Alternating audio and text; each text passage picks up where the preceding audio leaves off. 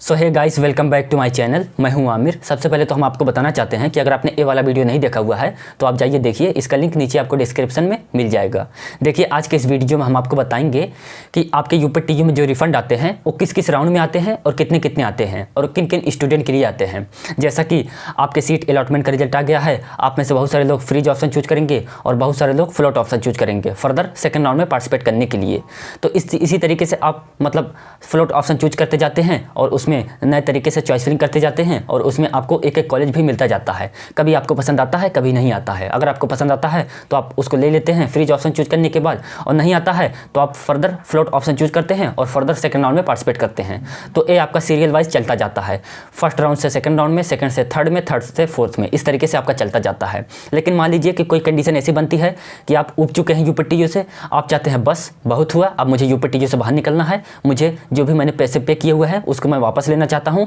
तो इस कंडीशन में आपके पैसे कब वापस होंगे, किस किस राउंड में हो सकते हैं, या फिर कितने कितने होते हैं और किन किन स्टूडेंट के लिए होते हैं। देखिए, अगर हम बात करें स्टूडेंट के लिए कि किन किन स्टूडेंट के लिए होते हैं, तो सभी स्टूडेंट के लिए होते हैं, चाहे आप किसी भी कैटेगरी के हों, किसी भी कोर्स के लिए हों।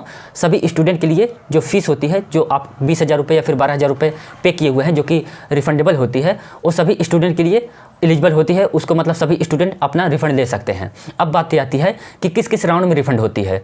तो फर्स्ट राउंड में तो आपकी नहीं होती है, क्योंकि फर्स्ट राउंड के लास्ट में ही तो आप पे करते हैं, तो इसमें तो कोई चांस नहीं बनता आपका रिफंड होने का। आपका रिफंड होता है सेकंड राउंड में और थर्ड राउंड में। यही दो ऐसे राउंड है जिसमें आपका फीस रिफंड होता है। अगर आपने फर्स्ट राउंड में पार्टिसिपेट किया हुआ है तो आप चाहें तो सेकंड में रिफंड ले सकते हैं, या फिर आप चाहें तो थर्ड में रिफंड ले सकते हैं। और वहीं पर अगर आपने सेकंड राउंड में पार्टिसिपेट किया हुआ है तो आप चाहें तो थर्ड में अपना पैसा रिफंड ले सकते हैं। तो इस तरीके से होता है। खैर, ये तो बात हुई कि किस किस राउंड में होता है। अब बात करते हैं कि कितना कितना होता है। तो देखिए, अगर आपने फर्स्ट राउंड में पार्टिसिपेट किया हुआ है और फर्स्ट राउंड के लास्ट में आपने 20,000 रुपये या फिर 12,000 रुपये पे किए हुए हैं, तो जो आपका सेकंड राउंड में रिफंड होगा वो होगा, मतलब अगर आप जनरल या फिर ओबीसी कैटेगरी से हैं और अगर आपने फर्स्ट राउंड में 20,000 रुपये पे किया हुआ था, तो इस कंडीशन में सेकंड राउंड में 5,000 रुपये कटेंगे और 5,000 रुपये कटने के बाद 15,000 रुपये आपके रिफंड होंगे। और वहीं पर अगर आप एससी या फिर एसटी कैटेगरी से हैं और आपने फर्स्ट राउंड में 12,000 रुपये पे किया हुआ था, तो 3,000 रुपये कटने के बाद सेकंड राउंड में आपको 9,000 रुपये वापस हो जाएंगे।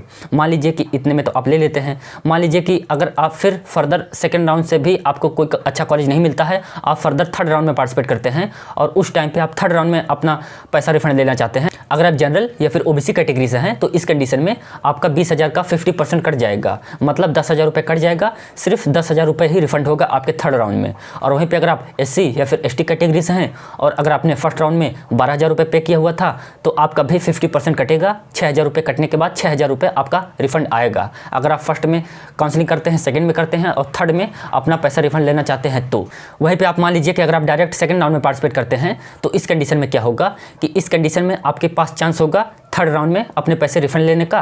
तो इस कंडीशन में आपके लिए जो थर्ड राउंड में पैसे रिफंड होंगे वो होंगे जनरल ओबीसी कैटेगरी के लिए 15,000 रुपये और एससी एसटी कैटेगरी के लिए 9,000 रुपये।